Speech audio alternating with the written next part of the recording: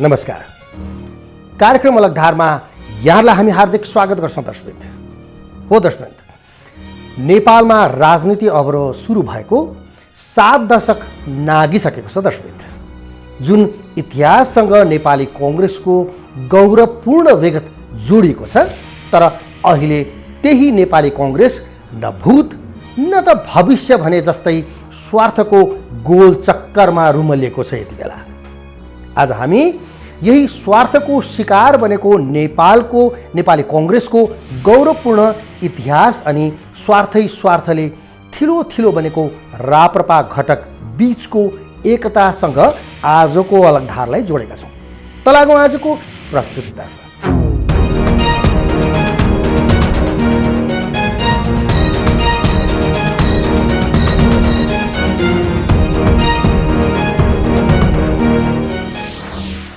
अब आजको प्रस्तुति दर्शकवृन्द।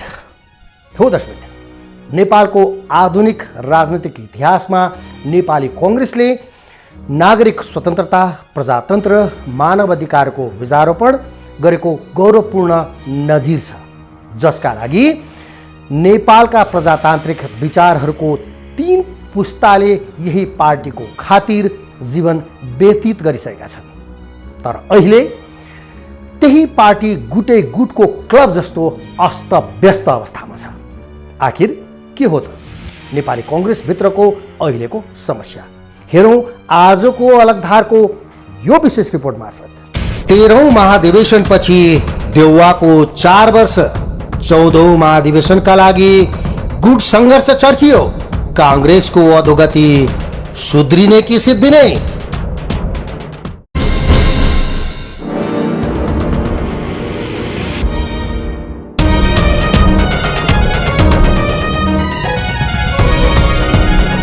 नेपाली कांग्रेसको 13औं महाधिवेशन अन्तर्गत 72 साल फागुन 25 गते भएको निर्वाचनबाट सभापति चुनिएका शेरबहादुर देउवाको 4 वर्षे कार्यकाल यही साता पूरा भएको छ।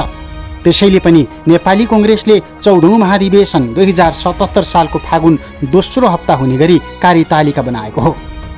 जुन महाधिवेशनबाट नेतृत्व सम्हाल्ने दाउमा धेरै नेता उभिएका छन्। यसपालि कांग्रेसको नेतृत्व त्यसकारण पनि फेरिन्छ भन्ने धेरैमा विश्वास छ। पूर्व महामन्त्री तथा नेपाली कांग्रेसमा दोस्रो गुटको नेतृत्व गरिराखेका कृष्णप्रसाद सिटौलाले फागुन 19 गते झापा पुगेर सभापतिका लागि उम्मेदवारी घोषणा गरिसकेका छन्। नेपाली कांग्रेसमा संस्थापन बाहेक रामचन्द्र पौडेलले अर्को पहिलो गुटको नेतृत्व गरिराखेको अवस्था छ।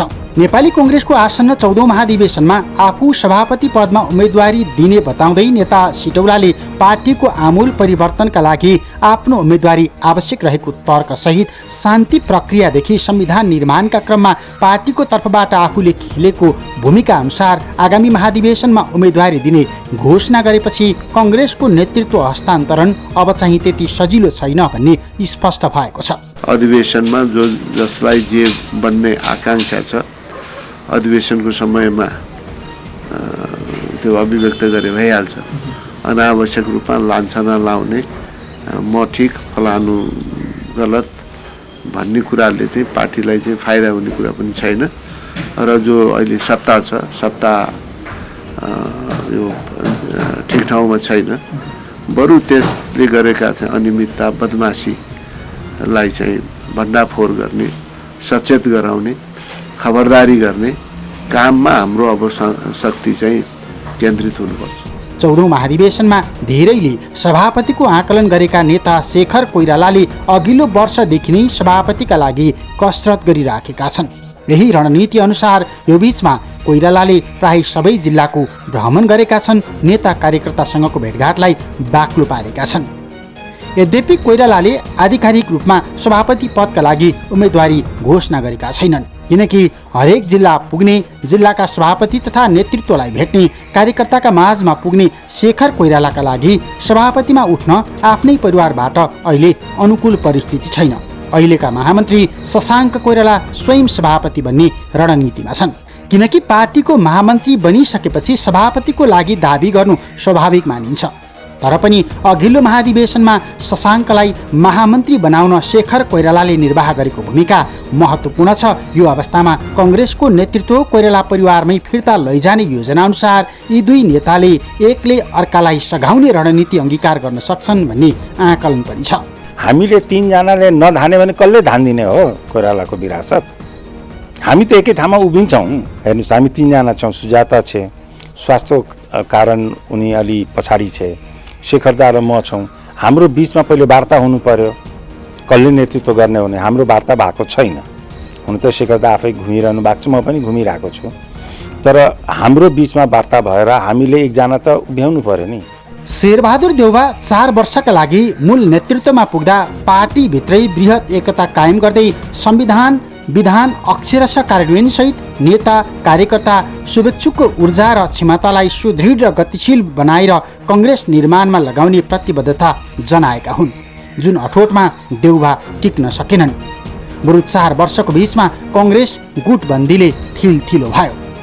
महाधिवेशनबाट निर्वाचित पदाधिकारीको वैधानिकतामाथि प्रश्न उठ्नै लाग्ने घडीमा पुगिसकेपछि बल्ल देउवाले महत्त्वपूर्ण विभाग गठन गरे, आमन्त्रित केन्द्रीय सदस्य मनोनित जस्ता काम अघि बढाए।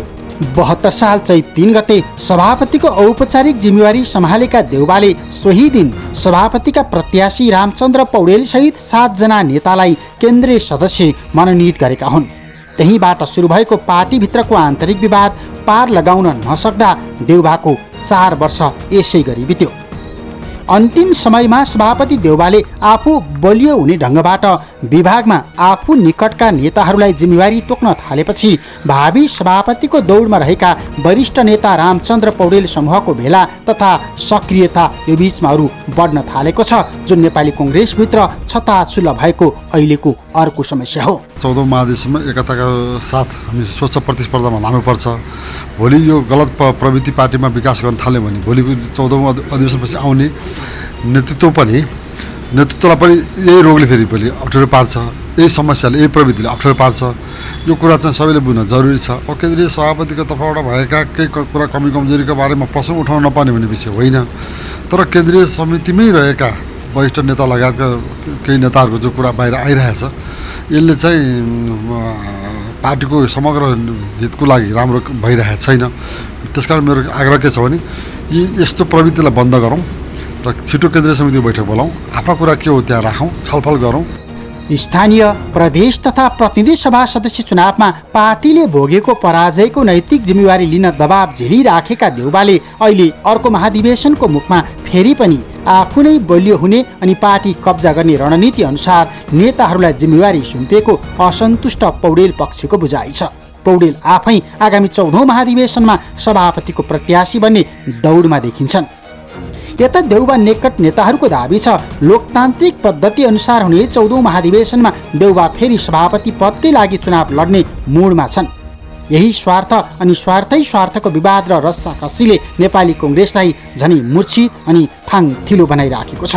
निर्वाचन तालिका अगाडि बढिसकेको छ। यस्तो बेलामा तिथि मिति तोकिसकेको छ। यस्तो बेलामा उहाँले केही साथीहरूलाई प्रलोभन देखाएर कसैलाई आमन्त्रित सदस्य, कसैलाई विभागमा जिम्मेवारी दिएर के गर्नुभयो भने यो गेम भोलिको 14औं महाधिवेशन काङ्ग्रेसको अनफेयर हुने, यसमा चाहिँ धान्धली गर्ने, निष्पक्ष हुन नदिने यो एउटा चाहिँ षड्यन्त्र सुरु भइसक्यो।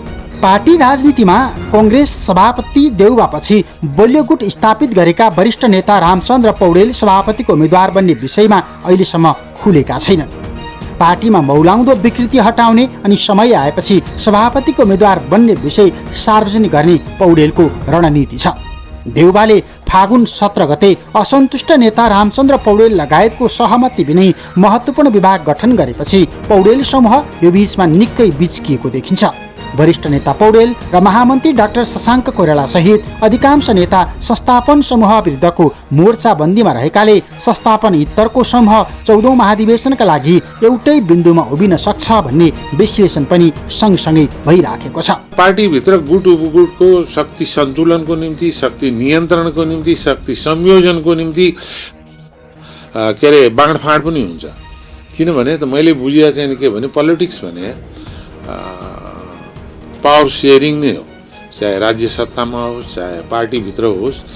यो ह्यान्स जे मार्कन्थाउ भन्ने एउटा पोलिटिकल साइन्टिस्टले लेखे म सम्झन्छु, politics is a struggle for power and maintenance for power. एउटा निश्चित उद्देश्यको निम्ति शक्ति प्राप्त गर्नुको निम्ति सङ्घर्ष पनि हो, शक्तिमा बसेकाहरूले त्यसलाई थाम्नुको निम्ति सङ्घर्ष पनि हो।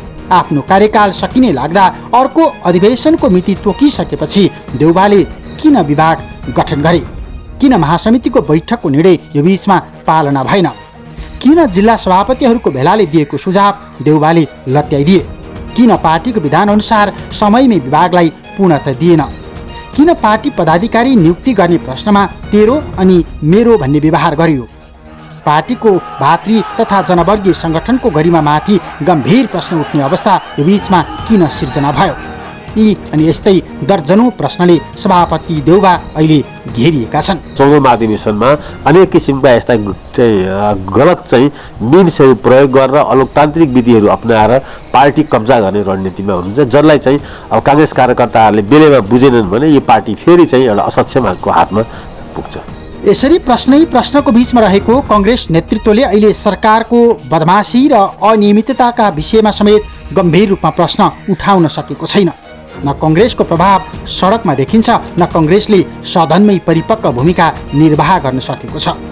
यो अवस्था पनि नेताहरू सानेपा, बुढा नीलकण्ठ, बोहराटार, धापासी अनि चाक्सीबारीको बैठकमा व्यस्त छन्। पार्टीभित्रको गुटलाई एकले अर्कोलाई कमजोर पार्नका लागि गुटबन्दी बलियो बनाउने प्रपञ्चमा नेताहरू लागेका छन्। यो कङ्ग्रेसभित्रको मूल समस्या हो। महाधिवेशनको 4 वर्ष कार्यकाल सकिसकेपछि अधिवेशनलाई मध्यनजर गरेर अधिवेशनमा मेरै पक्षमा आउनुपर्छ भन्ने तयारीका साथ उहाँले जो विभाग गठन गर्नुभयो, एकलौटी तरिकाले आज 20वटा विभाग गठन भएको छ। म यसमा के भन्न चाहन्छु भने तपाईँ 13वटा विभाग एक दिन गठन भयो, 7वटा एक दिन 20वटा। यदि सभापतिलाई गर्नै मन छ, पार्टीभित्र झगडा लगाउने मन छैन भने 47 गरिदिए भइगयो नि। उहाँको केन्द्रीय समितिमा एब्सोल्युट बहुमत छ। 14औं महाधिवेशनमा वर्तमान सभापति देउबा आफै उम्मेद्वार बन्ने सम्भावना प्रबल देखिन्छ। तर देउबाको उम्मेदवारी कङ्ग्रेसको नेतृत्वमा कोइराला इत्तर समूहले निरन्तरता बाहेकका कोणबाट नेतृत्व हत्याउने आधार भने अहिलेसम्म बनाउन सकेका छैनन्। नेवी सङ्घमा विधि विधान विपरीत 127 जनाको समिति र 9 जना महामन्त्री बनाउने कुनै पनि विधानमा छैन। न पहिलाको विधानमा छ, न परिमार्जित अहिले नयाँ संशोधित विधानमा छ। त्यो विधान विपरीत नि भयो भन्ने मेरो धारणा यथावत छ। तर त्यसको बावजुद पनि जे जति सहमति भएको छ त्यो सहमतिको बिन्दुहरूलाई अझ सहमतिमा वृद्धि गर्दै सम्पूर्ण सहमति गरेर हामी महाधिवेशनमा जानुपर्छ। किनकि पार्टी नेतृत्वमा पुगेपछि देउबाले नेपाल विद्यार्थी सङ्घ, नेपाल तरुण दल, नेपाल महिला सङ्घको महाधिवेशन गराएर सकारात्मक सन्देश दिन खोजेको भए पनि त्यसले अहिलेसम्म निरन्तरता पाएको छैन। नेतृत्व सम्हालेको 4 वर्षमा आइपुग्दा भातृ तथा शुभेच्छुक सङ्गठनहरू भाताभुङ्ग अवस्थामा पुर्याइएको छ। स्थानीय तह, प्रतिनिधि सभा अनि प्रदेश सभा निर्वाचनको मुखमा गठन भएका कार्य सम्पादन र संसदीय समिति आन्तरिक विवादकै कारण विघटन गर्नु परेको नमिठो अनुभव देउबासँग छ। ती निकाय अझै गठन हुन सकेका छैनन्। संसदीय बोर्ड गठन नगरेरै स्थानीय तहको निर्वाचनको टिकट बाँडियो, संसदको र प्रदेशको टिकट बाँडिएको अवस्था छ। तपाईँको कार्य सम्पादन समिति अहिलेसम्म नबनेको अवस्था छ। नेपाल विद्यार्थी सङ्घको तपाईँको अस्ति उहाँले बडो मुस्किलले सचिव र उपाध्यक्ष निकाल्नु, अरू सम्पूर्ण कुरा बाँकी छ। 3 वर्षसम्म तपाईँको 3.5 वर्षसम्म तरुण दल 4 जनाकोले मात्रै चलाउने व्यवस्था उहाँहरूले गर्नुभएको छ। तपाईँको त्यस्तै गरेर तपाईँ किसान सङ्घको अधिवेशन तपाईँको लथालिङ्ग छ, दलित सङ्घको अधिवेशन लथालिङ्ग छ। यो पार्टीलाई म्यानेज गर्ने कुरा तरुण दलको छैन भन्ने कुरा त्यहाँ भर्ने कि तपाईँको विभागमा गएर म्याच सकिएको विभागमा सुरु गर्ने, नेपाल विद्यार्थी सङ्घलाई पूर्णता दिने कि झगडाको बिउ निकालेर यतापट्टि गएर फेरि तपाईँको यतापट्टि गएर विभागको संरचना गर्ने भन्दाखेरि पार्टीभित्र के देखियो भने यो पार्टीमा यो के भने विधान मैले जसरी चलाए पनि के बहुमतका आधारमा, एब्सोल्युट बहुमतका आधारमा सबै कुरा स्वीकृत हुन्छ भन्ने कुरा पार्टी सभापतिजीको मनमा लागे जस्तो मलाई लागेको छ। महाधिवेशन हुने वर्ष बाहेक प्रत्येक वर्ष गर्नुपर्ने महासमितिको बैठक एक पटकमा सीमित भएको छ 4 वर्षको अवधिमा। नयाँ संविधान अनुसार पार्टी विधान संशोधन भए पनि त्यस अनुसारको संरचना यो बीचमा देउबाले बनाउन सकेका छैनन्। केन्द्रदेखि गाउँ तहसम्मका पार्टी संरचना निष्क्रिय प्राय छन्। आन्तरिक विवादकै परिणाम कङ्ग्रेसले संसदमा प्रतिपक्षीको प्रभावकारी भूमिका देखाउन सकेको छैन। यो अवस्थामा यस अघि नै नेपालको प्रधानमन्त्रीदेखि टुक्रे कङ्ग्रेसको सभापतिसम्म भोग गरिसकेका देउबाको उम्मेदवारी अबको महाधिवेशनमा निरन्तरतामा मात्रै सीमित हुन्छ भन्ने धेरैको विश्लेषण छ। किनकि देउबा अहिले सिङ्गो कङ्ग्रेसको सभापति बनेर नेतृत्व तहमा बस्दा पनि उही पुरानै आक्षेपबाट गुज्रिराखेका छन्। जसरी मुलुक भीषण आन्तरिक द्वन्द्वमा फसेको बेला कङ्ग्रेसलाई कमजोर बनाउने गरी सभापति पदकै लागि पार्टी विभाजन गरेको भन्ने आरोप 2059 सालमा देउबामाथि लागेको थियो। आरोप अनि आशंकाकै कारण सम्पूर्ण कङ्ग्रेसको विश्वास अनि समर्थन संस्थापनले अहिले पनि पाउन नसकेको अवस्था छ। यस्तै कङ्ग्रेसको निरन्तर क्यालेन्डरको रूपमा स्वच्छ छवि बनाएका तर महत्त्वपूर्ण निर्णय क्षमतामा कमजोर मानिएका नेता पौडेलले पनि अहिलेको मूर्छित अवस्थाको कङ्ग्रेसलाई नेतृत्व गर्न सक्ने अवस्था छैन मध्यमार्गी तहका नेताहरूले भनिराखेका छन्। तसर्थ देउबाको विवेकशील निर्णय, रामचन्द्र पौडेलहरूको त्याग अनि युवा पुस्ताबाट नेतृत्व चयनबाट मात्रै कङ्ग्रेसको राजनीतिक भविष्यको दिशा अनि दशा निर्दिष्ट हुन सक्छ। आपसी टकराव तथा खेमावाद राजनीतिले आजित कङ्ग्रेसका मध्यमार्गी नेता तथा कार्यकर्ताका बीचमा विचलन पैदा भइराखेको बेला कङ्ग्रेसमा संस्थागत बनिसकेको झुन्डगत राजनीतिको अन्त्य अबको मूल चुनौती हो। जुन चुनौती चिर्न सके कङ्ग्रेस नीति, नेतृत्व अनि नारामा बलियो बन्नेछ। नत्र खेमावादको राजनीतिले कङ्ग्रेसको इतिहास अनि त्यो गौरवलाई इतिहासको पानामा सीमित गर्न सक्छ।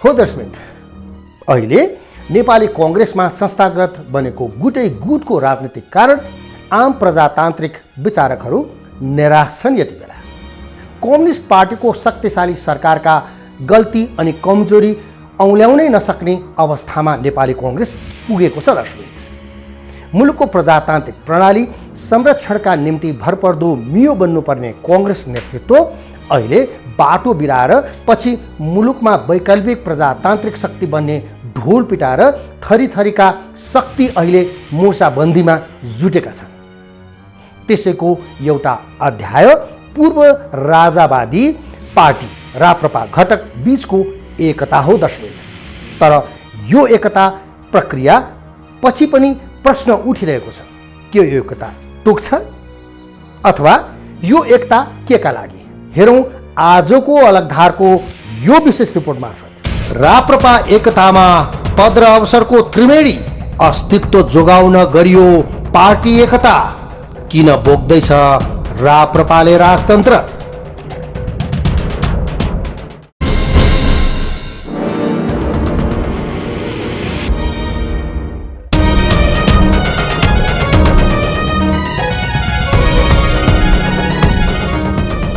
राष्ट्रिय प्रजातन्त्र पार्टी संयुक्त र राष्ट्रिय प्रजातन्त्र पार्टी बीच एकता भएको छ। लामो छलफल र संवादपछि ती दुई पार्टीका 3 नेताले एकता सम्बन्धी 10 बुँदे आधारपत्रमा हस्ताक्षर गरेपछि एकता प्रक्रियाले सार्थकता पाएको हो। पार्टी एकीकरण सम्बन्धी आधारपत्रमा पशुपति शमशेर जबरा, डाक्टर प्रकाश चन्द्र लोहनी र कमल थापाले हस्ताक्षर गरेका छन्। फागुन 28 गते बुधबारको एकता घोषणापछि राप्रपा 3 जना अध्यक्षको मर्जीमा चल्नेछ। सहमति अनुसार अब केन्द्रीय समितिमा मनोनयन, सचिवालय निर्माण, जिम्मेवारी बाँडफाँड जस्ता दैनिक कार्य सञ्चालन प्रयोजनका लागि एकीकृत पार्टीमा राणा, लोहनी र थापाले अध्यक्षको भूमिका निर्वाह गर्नेछन्। संविधानमा रहेको असहमतिलाई कायम राख्दै एकीकृत राप्रपाले राज संस्था सहितको प्रजातन्त्र सनातन हिन्दू राष्ट्र अंगीकार गर्ने निर्णय गरेको छ। त्यसैगरी शक्ति हस्तान्तरणको सिद्धान्तमा आधारित सुदृढ स्थानीय स्वायत्त शासन, उदार अर्थतन्त्र र असंलग्न परराष्ट्र नीति राप्रपाले अवलम्बन गर्नेछ।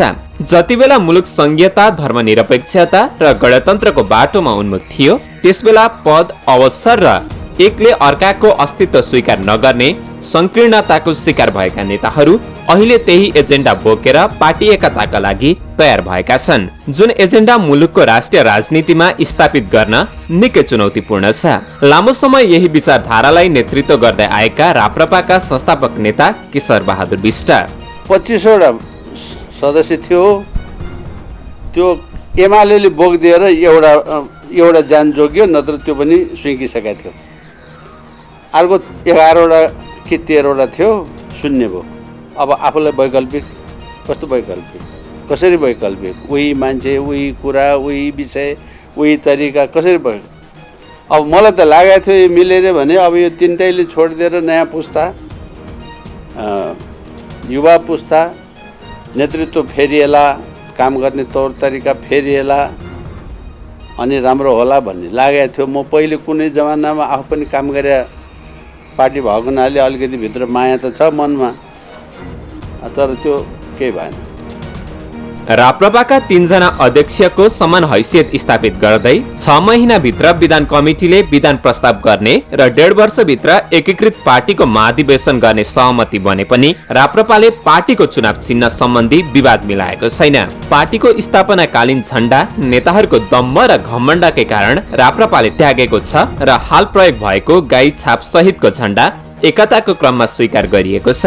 दुवै दलको चुनाव चिन्ह 6 महिनाका लागि स्थगन गरिएको छ, जुन एकता प्रक्रियाको क्रममा पेचिलो बनेको र नेताहरूले प्रतिष्ठाको विषय बनाएको एजेन्डा हो। तर पनि नेताहरू पार्टी एकताको आधार पत्र र कार्यविधि बनाउन गठित कार्यदलले एकीकरण सम्बन्धी सम्पूर्ण विषय टुङ्ग्याउने र अब पार्टी कहिले नफुट्ने दावी गर्छन्। एउटा मुलुकमा बलियो राष्ट्रवादी प्रजातान्त्रिक शक्तिको आवश्यकता सधैँ रहिरहनेछ। अब हिजो पनि थियो, यो हामीले हिजैदेखि नै यो पार्टीको बिचमा एकता गराउने विभिन्न चरणमा, विभिन्न कोणमा, विभिन्न स्तरमा प्रयास गरि नै राखेको हो। फेरि यो पार्टी एकता बनाउनुको निमित्त सजग र गम्भीर हुनुपर्ने कुरा कहाँनिर छ भने यो पार्टीको इतिहास पटक पटक फुटेको इतिहास छ। अब यो दुईवटा पार्टी बिचको एकतापछि कहिले पनि यो पार्टी फुटाउनै नसक्ने, फुटाउनै नमिल्ने, फुटाउने त्यस्तो दुष्प्रयास कहीँ कतैबाट हुनै नसक्ने त्यस्तो उपायको पनि अवलम्बन गर्दा गर्दै केही अहिले विलम्ब हुन गएको हो। विगतमा दल मिल्यो तर दिल मिल्न सकेन, दल मात्र मिलेर दिल मिल्न सकेन भने त्यो पार्टीको एकता दिगो नहुने रहेछ। नयाँ कुनै शर्तहरू थप भएनन् भने पार्टी एकीकरण प्रक्रियाले तल्लो तहसम्म मूर्त रूप लिनेछ। अन्यथा लोकपाप र प्रतिष्ठाको भुङ्ग्रोमा पर्दै आएको राप्रपा फेरि पनि विगतमा जस्तै घोषणा नहुँदै चोइटिने जोखिममा छ। किनकि राणाले नेतृत्व गरेको राप्रपा गणतन्त्रको पक्षपाती हो। एकीकरणपछि ऊ थापा नेतृत्वको राप्रपाले भने झै संवैधानिक राज संस्थाको पक्षमा उभिन पुगेको छ। पृष्ठभूमि जे जस्तो भए पनि राजनीतिक रूपमा यो सैद्धान्तिक मान्यतामा आएको गम्भीर विचलन हो। यसले फेरि पनि राप्रपाको एकता र भविष्यमाथि शङ्का उब्जाएको छ। एजेन्ट नै छैन, कसरी एजेन्ट ठिक छ? त्यही नभएर म जस्तो मान्छेले त्यो संस्था, त्यो पार्टी छोडेको, त्यो के हो? त्यो राजावादी पार्टी हो। राजावादी पार्टी हो भनौँ भने सबैले मानेपछि हामी पनि राजा मान्छु भन्छ। अब हिजोको वक्तव्यमा त्यही छ, आफूलाई राजावादी भन्छ भने। हिन्दुत्वको कुरा गर्यो भने सर्वधर्म समभाव अनेक अनेक थोक भन्छ। ए भाइ, हिन्दुत्वमा सबै अटाउँछ, त्यो आफ्नो ठाउँमा छ। यो संहिताले देश सत्यानाश भयो, सबैलाई थाहा छ। अब संहिता चाहिँदैन चाहिँ ऊ भन्न सक्दैन। राजा सहितको प्रजातन्त्र चाहिन्छ भन्छ, गणतन्त्रमा भोट हाल्छ, राष्ट्रपतिको समर्थक बस्छ, प्रस्तावक बस्छ। एउटा सभामा गएपछि म त गणतन्त्रको लागि भोट हाले मान्छे हुँ, यो संविधानलाई माने हुँ भन्छ एउटाले, बाहिर निस्केपछि होइन राजा चाहिन्छ भन्छ। के भने? गत स्थानीय तहको चुनावमा एकताबद्ध रूपमा भाग लिए पनि संघीय संसदको चुनावको मुखमा स्वार्थको शिकार भएर 2074 साउन 22 गते चोइटिएको राप्रपा अहिलेसम्म नीति कार्य दिशा भन्दा बढी झण्डा, चुनाव चिन्ह र सत्ता समीकरणको विषयमा फुटेको नजिर छ। 2073 मङ्सिर 6 गते कमल थापाले नेतृत्व गरेको राप्रपा नेपाल र राणाले नेतृत्व गरेको राप्रपा बीच पार्टी एकीकरणको घोषणा गरिएको थियो। पार्टी एकीकरण पछिको फागुन 6 गते एकता महाधिवेशन हुँदा कमल थापा पार्टी अध्यक्ष चुनिन पुगे। सोही महाधिवेशनले राणा र लोहनीलाई वरिष्ठ नेता बनाएको थियो। चुनाव चिन्ह सम्बन्धी मतभेदमाथि विस्तृत छलफल नै नगरी कमल थापाले नवनिर्वाचित केन्द्रीय समिति बैठकबाट गाईको पक्ष निर्णय गरे लगत्तै 2073 फागुन 23 गते लोहनीले राप्रपा राष्ट्रवादी नामक नयाँ पार्टी बनाएको घोषणा गरेका थिए। यही विवाद राप्रपाले अहिले पनि थाती राखेको छ। त्यस लगत्तै नेपाली कांग्रेसका सभापति शेरबहादुर देउवा नेतृत्वको सरकारमा सहभागी हुने कि सरकार बाहिर बस्ने भन्ने विषयमा विवाद सर्केपछि राप्रपाको मूलधारबाट पशुपति शमशेर राणाको धार विभाजित भएको थियो। अहिले यी तीनवटै धारका नेता राष्ट्रिय राजनीतिमा भूमिकाविहीन अवस्थामा छन् र यसले पनि एकताका निम्ति नैतिक दबाव सृजना गराएको हो। हाम्रो समर्थक, शुभेच्छुक, हाम्रो मतदाता र पार्टीका नेता कार्यकर्ता सबैको तीव्र दबाव थियो, किनकि अहिलेको परिवेशमा, अहिलेको राजनीतिक दृष्टिकोणमा चाहिँ सबैको एउटा वैकल्पिक प्रान्तिक शक्ति स्थापित होस् भन्ने चाहना पनि थियो र त्यो तीव्र दबावले लामो समयदेखि काम पनि गरिरहेको थियो र यो पार्टी एकीकृत हुनुपर्छ, एकता हुनुपर्छ भनेर निकै समयदेखिको यो गृह कार्य भइरहेको अवस्था हो। पार्टी एकता प्रक्रिया अघि बढेपछि फेरि थापा पक्षले गाईलाई चुनाव चिन्ह बनाउनु पर्ने, गाईको छापसहितको झण्डा स्वीकार्नु पर्ने र आफ्नै पार्टीको कार्यदिशा मान्नुपर्ने शर्त राखेको छ, जस अनुसार राणा र लोहनीले पार्टीको झण्डा र कार्यदिशाको एजेन्डा स्वीकारेका छन्। तर चुनाव चिन्ह हलो नै हुनुपर्ने पशुपति शमशेर राणा र लोहनीको शर्त छ, जुन कुरा मान्न थापा तयार देखिएका छैनन्। त्यसैले पनि 6 महिनाभित्र यो विवाद टुङ्ग्याउने भन्दै 3 जना नेता 10 बुँदे आधार पत्रमा हस्ताक्षर गरेर एकताको ढोका खोलेका हुन्। राप्रपाको प्रमुख वैचारिक आधार स्तम्भहरू मध्ये राज संस्था सहितको प्रजातन्त्र र सर्वधर्म समभाव, पूर्ण धार्मिक स्वतन्त्रता सहितको सनातन धर्म सापेक्ष हिन्दू राष्ट्र र वैचारिक आधार स्तम्भको रूपमा यो पार्टीले अवलम्बन गर्नेछ। त्यस्तै असंलग्न परराष्ट्र नीति, पञ्चशीलको र सहअस्तित्वको सिद्धान्त, पञ्चशीलको सिद्धान्त र मानव अधिकार, यी कुराहरूमा चाहिँ राप्रपाले प्रमुख वैचारिक आधार स्तम्भको रूपमा अवलम्बन गरि नै रहनेछ। कुनै समय हिन्दू राष्ट्रका एजेन्डा देखाएर संसदमा निर्णायक शक्ति बनेको थापा नेतृत्वको राप्रपा नेपालले तत्कालीन संविधान सभामा प्रभावकारी भूमिका खेल्न सकेन। प्राप्त जनमतका आधारमा जुन जुन एजेन्डाका लागि लड्नुपर्ने थियो ती सबै एजेन्डा बिर्सिएर थापा पटक पटक सत्ताको सारथी बने। त्यसैको नतिजा पछिल्लो प्रदेश तथा प्रतिनिधि सभा चुनावमा राप्रपाले भोग्नु पर्यो। सोही पराजयले राप्रपा भित्र पार्टी एकीकरण गर्नुपर्ने दबाव परेको हो। राज संस्था र हिन्दू राष्ट्रको पक्षधर मध्येका कतिपय मानिसले त्यो समुदायलाई 2070 सालको इलेक्सनमा भोट पनि हाल्यो। समानुपातिकमा 20-25 सिट, कति 25 सिट चाहन्छन्, जित्यो पनि। तर जब उसले त्यो संविधान सभामा आफ्नो स्पेस बनायो, त्यसपछि सङ्घीय गणतन्त्रात्मक धर्मनिरपेक्ष संविधान निर्माणमा सहयोग पुर्यायो। त्यसपछि विश्वको सबैभन्दा उत्कृष्ट संविधान हामीले बनायौँ भन्दै हिँडे। अब त्यस्ता मानिसहरूले, त्यस्ता मानिसहरूको जमातले अब फेरि चाहिँ परेको बेलामा देशको लागि विश्वसनीय काम गर्छ भन्ने कुरा छैन। मानिसमा अब कुनै प्रकारको विश्वास छैन। एकीकरणका लागि धेरै चरणमा छलफल भएपछि 2075 कार्तिक 26 गते पार्टी एकीकरण घोषणा गर्ने भन्दै राष्ट्रिय सभा गृहको सभाकक्षसम्म बुक गरिसकिएको थियो। तर नेताहरूको स्वार्थ बाजिएपछि अन्तिम समयमा मिति स्थगित भयो। राप्रपा घटकहरूको मत घटेर लज्जास्पद अवस्थामा पुग्दा समेत झण्डै 3 वर्ष जुङ्गाको लडाईँ लडिरहेका नेताहरू अहिले पार्टीकै अस्तित्व नामेट हुने अवस्था आएपछि शीर्ष नेतृत्व तहबाट एकीकरण गर्ने निर्णयमा पुगेका हुन्, जसका निम्ति हिन्दू राष्ट्र र संवैधानिक राज संस्थाको अपरिहार्यतालाई राप्रपा घटकले आफ्नो प्राणवायु ठानेका छन्। तर अब यसको सान्दर्भिकता कति छ, अथवा यो एजेन्डा बोक्ने नैतिक हैसियत राप्रपा घटकसँग अहिले बाँकी छ कि छैन भन्ने प्रश्न भने उब्जिएको छ।